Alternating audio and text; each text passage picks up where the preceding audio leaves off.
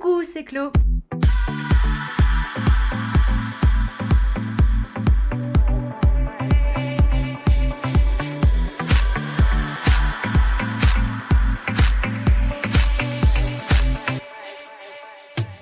Ça y est, on se retrouve pour un nouvel épisode, je suis trop contente. Bienvenue si vous me rejoignez et merci beaucoup d'être là. Je m'appelle Chloé et comme tous les dimanches soirs, on se retrouve pour une nouvelle thématique concernant toutes ces pressions sociétales qu'on ressent sur ces objectifs qu'on doit accomplir, atteindre avant nos 30 ans. On a déjà parlé de plein de choses et cette fois-ci, je me suis dit, j'ai réfléchi, je ne trouvais pas de sujet, puis je me suis dit, mais c'est évident ce sujet, puisque ça m'est arrivé là récemment, c'est se mettre en ménage, emménager avec son ou sa partenaire. Moi, ça fait 4-5 mois que c'est le cas. Et ça a toujours été dans ma wishlist de ce que je devais accomplir avant 30 ans. Et ça a fait partie de énormément de pression. Et c'est pour ça que je pense que c'est pertinent de vous en parler. Surtout que j'ai fait un sondage auprès de vous pour savoir si c'était l'un de vos objectifs, également avant 30 ans. Et c'était un petit peu moite-moite. Il y avait ceux qui me disaient oui, c'est l'un de mes objectifs. Et d'autres qui me disaient carrément que ça les angoissait, cette étape de leur vie. Donc on va parler de tout ça. En tout cas, je t'invite à bien t'installer et bonne écoute. On commence chaque épisode comme d'habitude avec la petite statistique qui nous prouve bien que c'est une pression de société.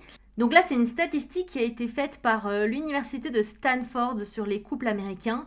Et l'idée était de voir à partir de combien de temps de fréquentation les couples emménageaient ensemble. Et l'étude a révélé que 25% des couples avaient emménagé ensemble après 4 mois, 50% après 1 an et 70% après 2 ans. Mais je connais des gens, c'est après 4 mois, de nouveau, il n'y a pas de règle. Ou alors même après 10 ans. Mais comme ça, on voit que c'est clair qu'il y a une énorme tendance de gens qui vont d'office habiter ensemble après un certain temps. Même juste après 1 an, il y avait déjà 50% des couples qui emménagent ensemble. Donc je comprends, et j'ai été dans ce cas aussi, qu'on ressente une certaine pression parce que forcément la norme fait que les couples emménagent ensemble. On verra durant cet épisode qu'il y a d'autres schémas. On va également comprendre quelles sont les origines de cette pression, pourquoi elle existe. Et puis, juste avant, je vous fais un contexte personnel, 2 petites secondes rapidos pour que vous puissiez un peu apprendre à me connaître à travers ces épisodes de podcast. Donc, comme vous le savez peut-être, comme j'ai déjà dit, j'ai rencontré mon copain il y a 2 ans et demi. Et on a emménagé ensemble il y a 5 mois. Donc, disons qu'on a emménagé ensemble au bout de 2 ans. Et pour moi, c'était une étape qu'il fallait franchir. Pour moi, en fait, je vois un peu l'emménagement comme le test pour voir si vraiment on est fait l'un pour l'autre, si vraiment on va pouvoir durer sur le long terme. Parce que j'ai l'impression que tu peux jamais le savoir avant de vivre avec quelqu'un. Après, tu peux le faire de différentes manières. Tu peux partir en vacances avec la personne pendant 2-3 semaines. Vous êtes l'un sur l'autre, tu verras déjà. Mais je sais pas, j'ai l'impression que... Moi, j'avais besoin de passer cette étape avec mon copain pour voir si vraiment ça pouvait matcher vraiment réellement. Donc, j'avoue qu'au début, ça faisait déjà depuis nos 1 an que moi, j'en parlais avec mon copain. Je disais que j'avais envie d'emménager avec lui.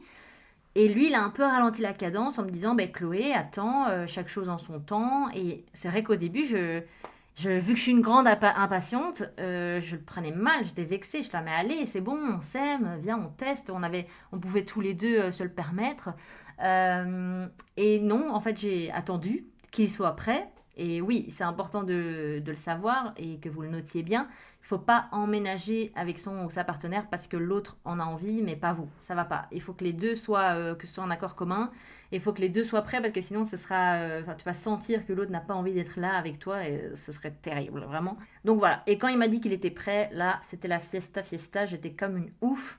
Et parce que j'ai toujours rêvé de ça depuis que je suis petite, de vivre avec mon copain. Moi, je vous dis, j'ai toujours été dans ces objectifs de choses à accomplir avant 30 ans, les choses traditionnelles et tout. Mais que je suis en train de déconstruire avec vous, avec ce podcast qui est un peu une thérapie, on va le dire. Donc voilà, comme ça, vous connaissez le contexte, ça se passe très bien. Évidemment, il y a des différences dans nos façons de vivre, c'est là qu'on les voit. Il m'avait dit qu'il était maniaque, mes fesses, mon œil, il n'est pas du tout maniaque. Et comme moi je suis bordélique, je pensais que c'était bien d'être avec quelqu'un de maniaque, mais on est tous les deux bordéliques, donc ça c'est l'enfer. Mais voilà, je vais vous expliquer un peu plus tard quelles sont les questions à vraiment vous poser, à anticiper avant d'emménager avec quelqu'un, parce qu'il y a plein de choses qu'on ne pense pas et qui peuvent après un petit peu coincer. Donc passons un petit peu à un petit peu d'histoire, les amis. Le but est de savoir quelles sont les origines de cette pression. Ça a commencé comment que les couples devaient vivre sous le même toit? Eh bien tout ça a commencé forcément en lien avec le mariage. Il fallait absolument se marier pour vivre ensemble, et ça a été le cas jusqu'au 19e siècle, parce que vivre ensemble hors mariage, c'était super mal vu, voire illégal dans certaines régions. Et le mariage, ça structurait la société pour des raisons religieuses et économiques. Et donc au début du XXe siècle, les premières vagues féministes et la sécularisation commencent à remettre en question ces normes. Vous voyez, les féministes, on sent tout. Et puis ensuite, il y a eu la révolution culturelle des années 1960 et 1970, où là, il y a eu une explosion des mouvements de contre-culture et de révolution sexuelle, où là, la cohabitation avant le mariage était devenue courante parce que c'était devenu comme un test avant un engagement durable. Et donc, cette évolution, elle a remplacé l'obligation de mariage par une nouvelle pression sociale liée à la cohabitation. Et puis dans les années 1980-2000, il y a eu des transformations économiques. Il y a eu la crise économique, il y a eu la hausse des loyers, et donc cohabiter était devenu une solution pratique pour réduire les coûts. Les médias et la publicité ont beaucoup valorisé l'image du couple moderne vivant ensemble, qui a renforcé cette norme. Et puis dans les années 2010, l'impact des réseaux sociaux, évidemment, où tu as Instagram, Pinterest, qui popularisent l'idéal du couple parfait, partageant un espace commun, où la cohabitation devient une étape montrée comme incontournable dans l'évolution d'une relation. Et puis là, dans les années 2020, une vision tout à fait moderne avec des tout nouveaux schémas dont on va parler à la fin de l'épisode puisque c'est très intéressant. En résumé, je vous ai fait une petite courte histoire dessus pour pas vous endormir. Mais en résumé, la pression à emménager ensemble découle de siècles de traditions et d'évolutions culturelles. C'était surtout lié au mariage. Et aujourd'hui, il est important de choisir un modèle de vie qui convient à chaque couple sans céder aux normes sociales, les amis. Bon, forcément, il y a des points positifs à vivre ensemble et je vais vous les donner. Et après, je vais vous dire un petit peu les petits challenges, les petits défis. Premièrement, si tu emménages avec ton ou ta partenaire, c'est bon. Tu vas pouvoir la voir beaucoup plus souvent. Il n'y aura plus de questions de t'es libre quand cette semaine, on n'a pas réussi à mettre nos agendas en commun, etc., etc. Donc là, tu pourras voir plus souvent ton partenaire et donc renforcer la relation parce que je trouve que c'est vraiment aussi à ce moment-là que tu apprends à connaître la personne quand tu la vois dans son quotidien. Donc oui, forcément, tu vas découvrir ses défauts parce que c'est là où les personnes sont les plus vulnérables, c'est dans leur quotidien. Mais tu vas apprendre à les apprécier si tu aimes vraiment cette personne, d'apprécier tous ses angles. Forcément, il y a la réduction des coûts qui est sympa, la simplification du quotidien, tout divisé par 2. Donc forcément, tu sais très bien qu'en ce moment, c'est hyper compliqué de payer un loyer. Donc j'ai l'impression que tu sois en couple ou célibataire, tu ne peux pas vivre seul, tellement c'est impayable. Donc la plupart du temps, en tout cas mes amis qui sont célibataires, ils sont en colocation parce que là, se payer un loyer tout seul, c'est juste impossible. Donc c'est clair que c'est un avantage d'être à 2 pour ça.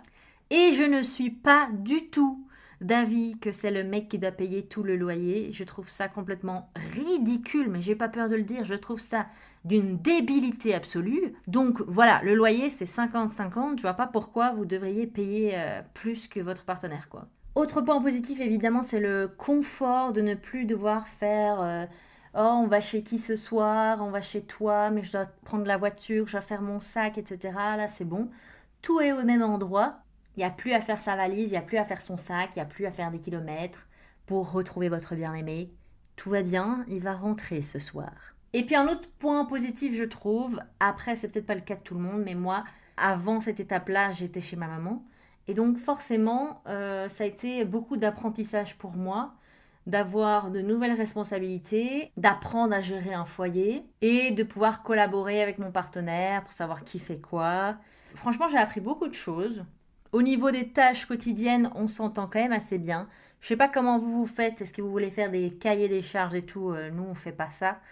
Mais ça se fait assez naturellement et c'est assez équilibré.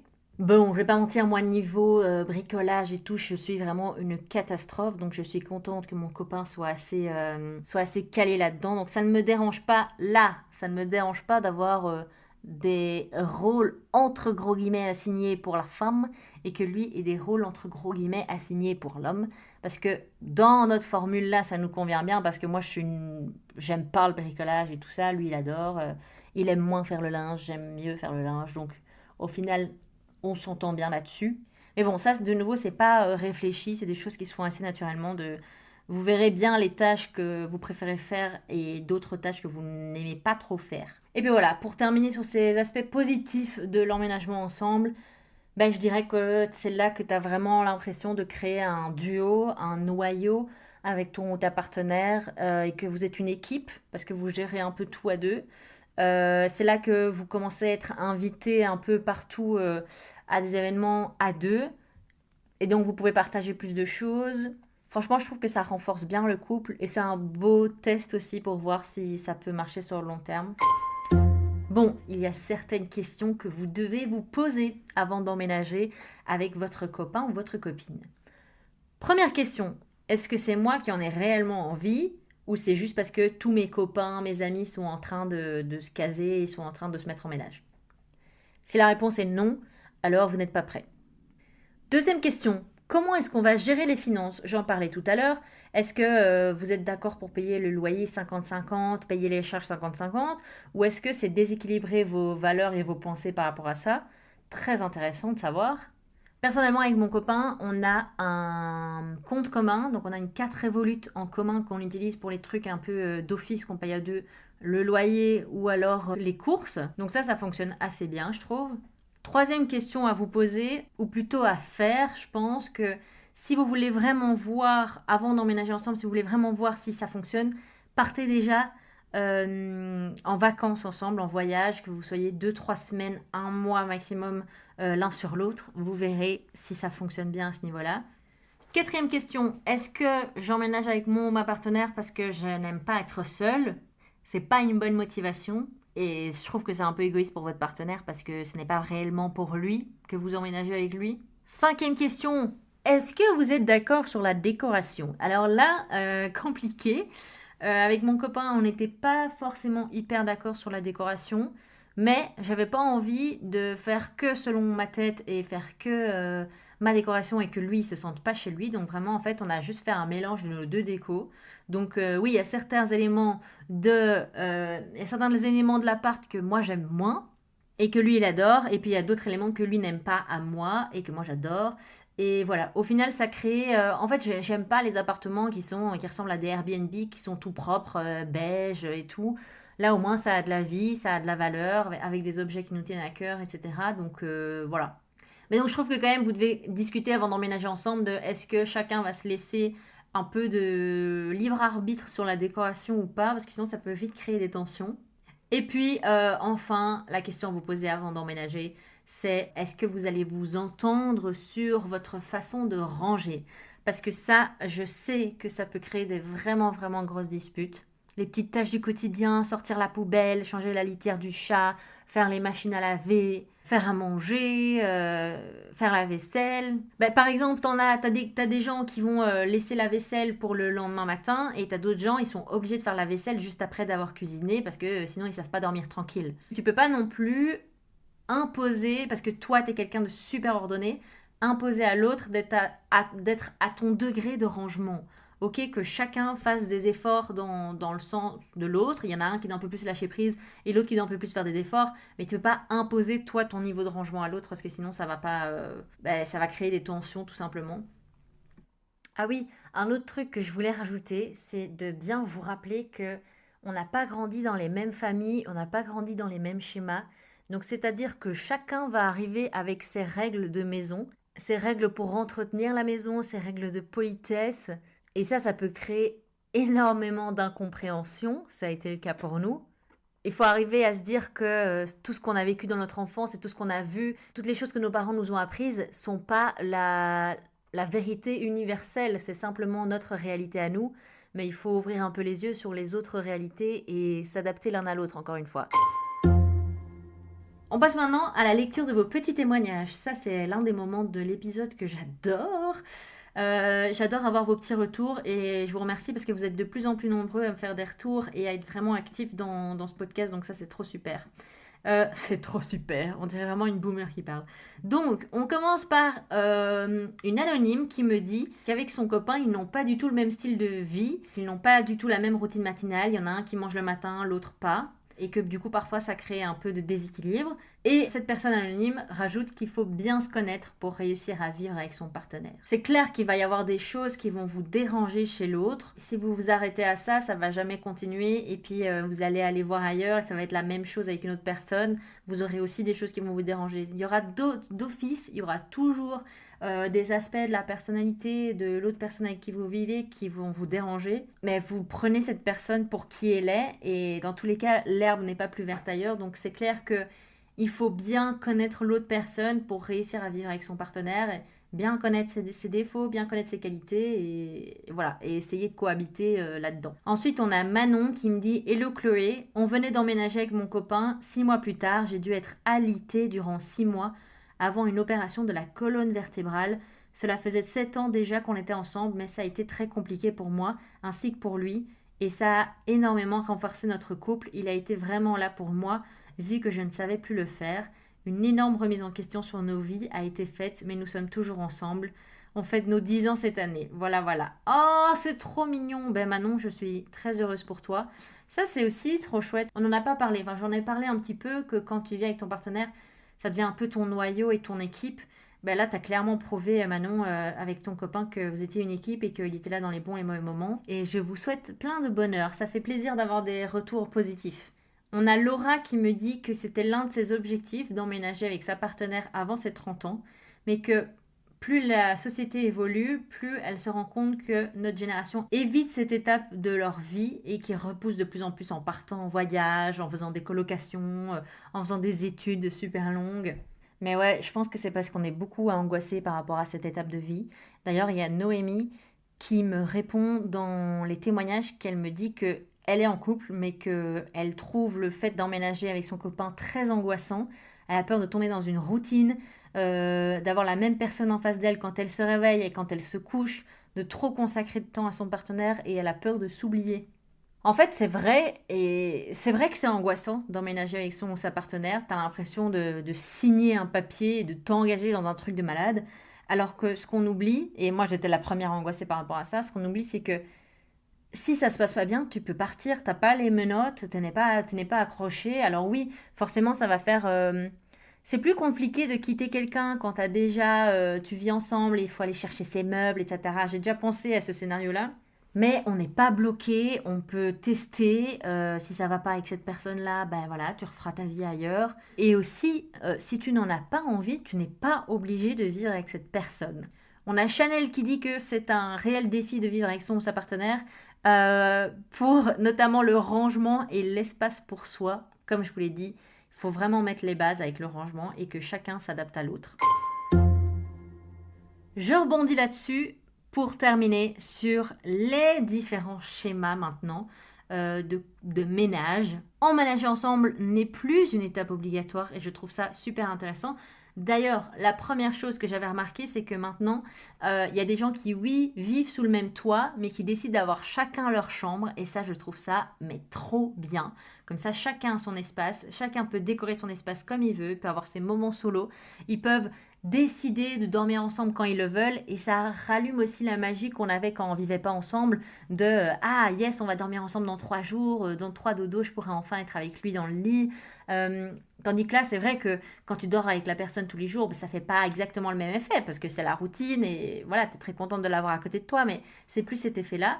Alors que j'imagine que ça doit être cool quand chacun a sa chambre, que voilà, tu dors tout seul, mais tu te prévois, ah ben est-ce que mercredi soir, ça te dirait de venir dormir chez moi? Et chez toi, en fait, c'est la chambre d'à côté, quoi. Mais c'est trop bien, je trouve.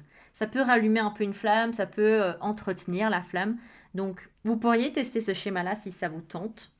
Donc je vous disais, il y a différents schémas pour se mettre en ménage. Vous n'êtes pas obligé de vivre sous le même toit, ou alors vous pouvez vivre sous le même toit, avoir une chambre différente, ou alors ne pas vivre sous le même toit du tout. Et pour me parler de ça, eh bien, j'ai une invitée de marque qui n'est autre que ma maman. Tada! Salut tout le monde, Sandrine, ma petite Sandrine d'amour que j'adore. Maman, tu as un très cher et tendre depuis 12 ans maintenant. Oui, tout à fait. Voilà. Tu as eu d'autres relations avant. Tu as déjà vécu en couple, ménage. comme tout le monde, on va dire. La formule habituelle où on est en couple, on vit au même endroit, on a des enfants, on a une famille et tout va bien. Et puis après, les choses changent. On vit autrement et puis tout à coup on rencontre quelqu'un et on se rend compte que on peut se permettre de vivre chacun chez soi. On se dit que ça va durer un petit moment et puis finalement ça se passe très très bien comme ça. Ça fait 12 ans que je suis en relation avec quelqu'un et il vit chez lui, je vis chez moi. On a chacun notre boulot, nos enfants et puis on se retrouve le week-end pour passer du bon temps ensemble, sortir, voir des amis, aller promener, passer des vacances ensemble, vraiment que les bons moments. Et puis voilà, il gère son temps comme il l'entend la semaine, et moi aussi. Je gère mon temps avec mes enfants aussi. J'arrange ma maison comme je veux, et il s'organise comme il veut. Et finalement, je pense qu'on a trouvé un bon compromis parce que voilà, on n'a que le positif, si je puis dire, même si parfois, oui, la semaine, c'est parfois un petit peu dur, il nous manque. Mais bon, finalement, s'il n'y a pas cette routine qui s'installe, peut-être comme dans beaucoup de couples, qui est un petit peu, il faut quand même le dire, qui casse l'amour en disant t'as pas sorti les poubelles, t'as pas vidé le lave-vaisselle, t'as encore laissé traîner tes chaussettes, voilà, le truc classique, je pense que tous les couples mariés vivant sous le même toit vont se rendre compte. Eh bien ici, non, c'est ça qui est génial, c'est que on se retrouve, on est tout amoureux le vendredi soir, et puis le dimanche soir, on se quitte en se disant chouette, dans 5 jours. Donc voilà, je pense qu'il n'y a pas qu'une seule formule, en effet.